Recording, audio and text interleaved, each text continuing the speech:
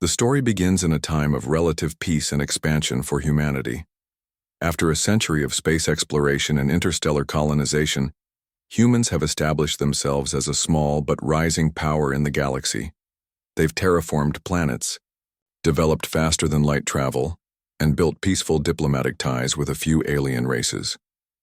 Still, compared to the great civilizations of the Galactic Coalition, an alliance of advanced species that have ruled the stars for millennia, humanity remains unremarkable. Everything changes when a signal sweeps across the galaxy. It's not a typical transmission. It's raw, primal, and haunting. A scream layered with pain, terror, and desperation. No one can translate it fully. Advanced species analyze it and conclude it comes from an ancient sector long thought dead and unreachable. AI, graveyard of collapsed civilizations. The signal pulses with urgency, but most of the galaxy shrugs it off. The Coalition votes overwhelmingly to ignore it. The official reasoning is that the source is likely extinct, and any rescue mission would be a waste of resources or a trap set by hostile remnants. Humanity thinks differently. At the Deep Space Listening Array on Triton Station, linguists and AIs work around the clock to analyze the signal. A young human scientist, Dr. Mai Tanaka, discovers that embedded in the static are multiple layered languages, many on the verge of extinction, woven into a desperate plea for help. What's even more chilling is that some of the words seem to be adapted from pre-contact human dialects, suggesting the signal was meant specifically to reach Earth. The news spreads across Earth and its colonies. Despite pressure from the Coalition to stay out of it, a groundswell of public demand and moral conviction begins to build. Humanity, still carrying the cultural weight of its own history of war, genocide, and suffering, can't ignore a cry for help, especially not one so filled with raw emotion. The Earth Council debates the risk, but ultimately votes in favor of action. They announce the formation of Expeditionary Fleet Aegis, a volunteer force tasked with following the signal into the unknown. Commander Alina Rourke, a respected veteran of asteroid settlement wars and an advocate for interspecies aid, is chosen to lead the mission. The fleet will include Earth's most advanced vessels, civilian specialists, and even a few sympathetic alien volunteers who defy their governments to join. As the fleet prepares for launch, many galactic leaders watch with quiet amusement, expecting humanity to fail spectacularly or disappear altogether. But humanity isn't going to prove itself to the Coalition. They're answering a call that no one else dared to. Before the ships depart, Dr. Tanaka decodes a final piece of the signal, a phrase repeated hundreds of times in different tongues. It translates to, "The stars are dying. We are not yet gone. Please." With that, the fleet jumps into uncharted space. This part of the story sets the tone. Humanity is unique not because of its power or history, but because it chooses compassion in the face of indifference. While others calculate, analyze, and delay, humans act, driven not by profit or politics but by empathy. It's this difference that will reshape the galaxy. The launch of Expeditionary Fleet Aegis marks a pivotal moment not just for humanity, but for the galaxy. While the Galactic Coalition watches with dismissive curiosity, the human fleet, comprising warships, research vessels, and hospital cruisers, enters uncharted space, guided only by fragments of the ancient distress signal. Their destination is a starless void beyond the galactic maps, long abandoned by known civilizations. Led by Commander Alina Rourke, the fleet carries a mix of seasoned spacefarers, idealistic volunteers, and a few rogue alien sympathizers who have joined out of principle, not politics. Despite skepticism and the enormity of the unknown, morale remains high. Humanity isn't just on a rescue mission. They're out to prove that compassion still has a place in the cosmos.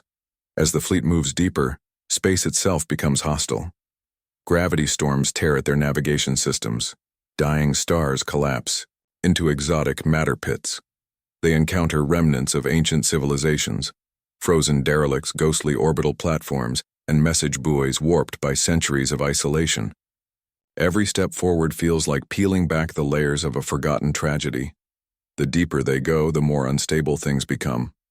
Communications begin to fail. Ships suffer malfunctions from previously unseen cosmic phenomena, mutating radiation, storms and psychic echoes that unnerve even the most seasoned crews. One scout vessel is lost entirely in a spatial anomaly, vanishing mid-transmission. Still, the fleet presses on. Finally, they arrive at the source, a shattered star system with a dying sun locked in a binary death spiral with a black hole. Orbiting the last habitable planet is a colossal alien station, half ruined but still active. The signal pulses from its core like a heartbeat. The planet itself is scarred, cities melted, continents fractured, and yet signs of life remain. Upon making contact, the fleet discovers the survivors, a few thousand beings from a species once known as the Solari, ancient starfarers who once maintained peace across hundreds of systems. Now, they are nearly extinct. The Solari are telepathic and communicate through emotion and memory more than language. They share haunting visions of their downfall, planets devoured by a nameless force of living entropy, civilizations erased in silence. They call it the abyssal worm, an extragalactic entity of hunger and void that consumes not just matter, but identity, memory, and light itself. The Solari sent their final cry into the stars, hoping someone, anyone, might come. They never expected humanity.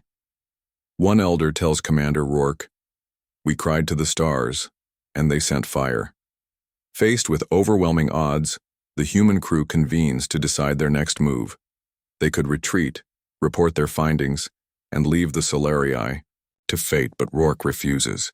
"If we leave them now," she says, "we're no better than those who ignored the call." The decision is made.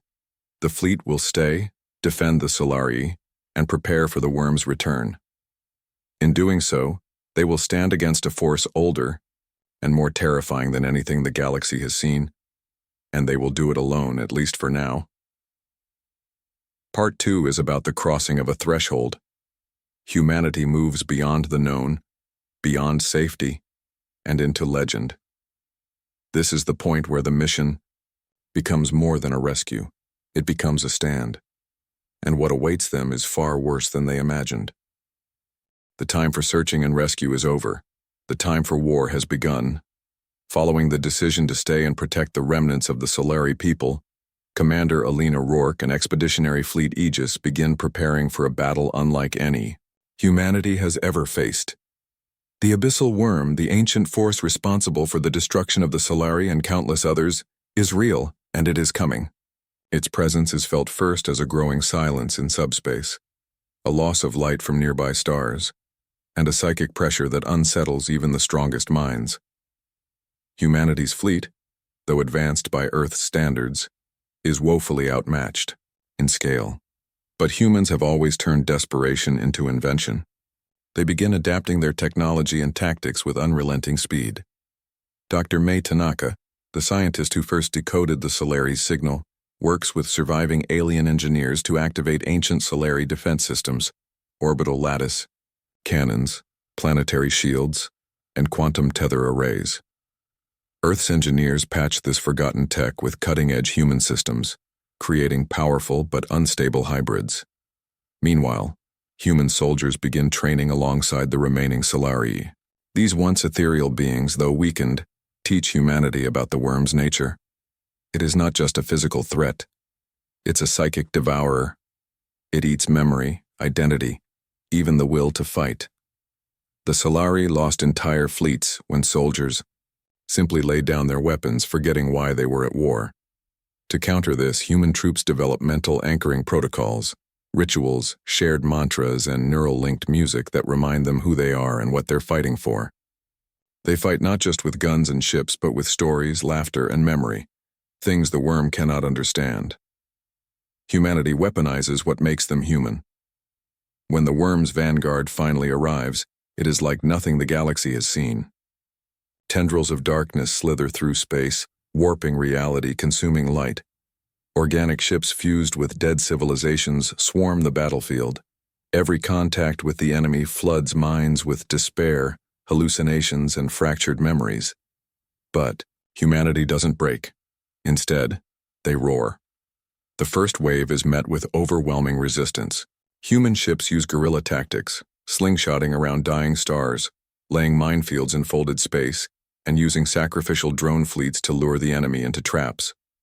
When technology fails, humanity falls back on brute force and creative chaos. Small strike teams infiltrate enemy biomass carriers and blow them apart from the inside. In one key moment, a young human telepath, recently bonded with a Solari mind, pushes her consciousness into the worm's network and emits a psychic scream filled with humanity's most defiant memories. First steps on the moon. Music, acts of love, rebellion, survival. The mental shockwave stuns the enemy and buys the fleet critical time to regroup and counterattack. Back across the galaxy, alien observers watch in disbelief. The same species they dismissed as primitive are holding back a cosmic nightmare. One by one, neutral species begin to reconsider their stance. Part 3 is where humanity sheds its reputation as newcomers and earns the galaxy's awe. They don't win because they're the strongest. They win because they're relentless, inventive, and driven by an emotional fire no machine or ancient intellect can predict. This part is about the will to resist, no matter the odds. The stars cried out. Now humanity screams back. The final chapter of the story opens on the edge of annihilation. Though Expeditionary Fleet Aegis has held the line longer than anyone thought possible, the abyssal worm is still advancing, slowly but relentlessly. The humans and their Solari allies have inflicted heavy losses on the enemy's vanguard, but this was only the beginning. The true force of the worm lies just beyond a collapsing wormhole, a galactic breach that, if left open, will soon unleash the full might of a reality-consuming entity into the known universe. The only chance for survival is a desperate strike. Collapse the wormhole no matter the cost. A multi-species council, hastily assembled and inspired by humanity's defiance, finally agrees to a coordinated counteroffensive. Reinforcements begin to arrive. Reluctant coalition ships, former enemies, and old powers stirred by Earth's example. But time is running out, and the wormhole's instability means only a small fleet can reach the breach before it becomes permanently open. Commander Alina Rourke volunteers to lead the final assault. She knows it will likely be a one-way mission. She personally selects the ships and crews, a mix of humans and the bravest from other species who now believe in the cause. Among them is Dr. Mei Tanaka, whose knowledge of Solari technology is essential to triggering the ancient failsafe hidden deep within the wormhole's anchor. The operation begins with a ferocious battle. The enemy, sensing the threat, throws everything it has at the breach. Nightmare ships, fused from dead planets, psychic storms, and twisted matter, lash out. But humanity's tactics have evolved. They bait, divide, and isolate the worm's forces with precision. Human marines conduct suicide boarding actions. AI-piloted vessels detonate fusion cores at key choke points. Every loss buys another few minutes. Meanwhile, May and a Solari elder infiltrate the ancient machine orbiting the breach, a Starforged device once used to stabilize intergalactic transit.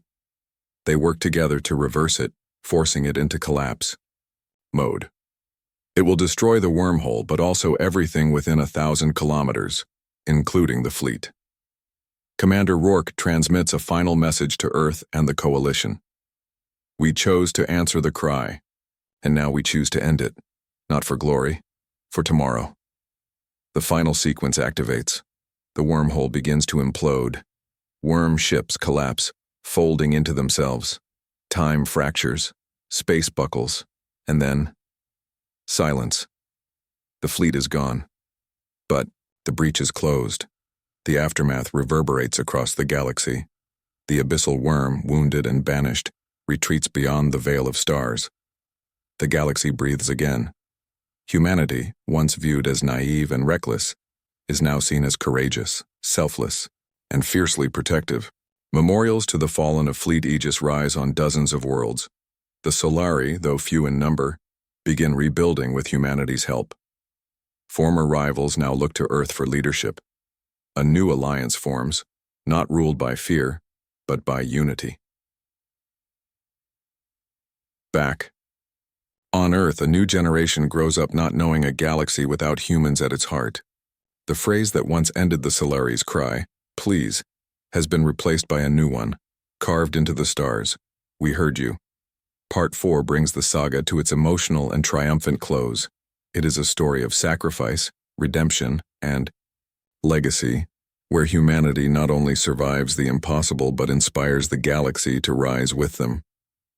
A new dawn begins, not just for Earth but for all who choose to listen and stand.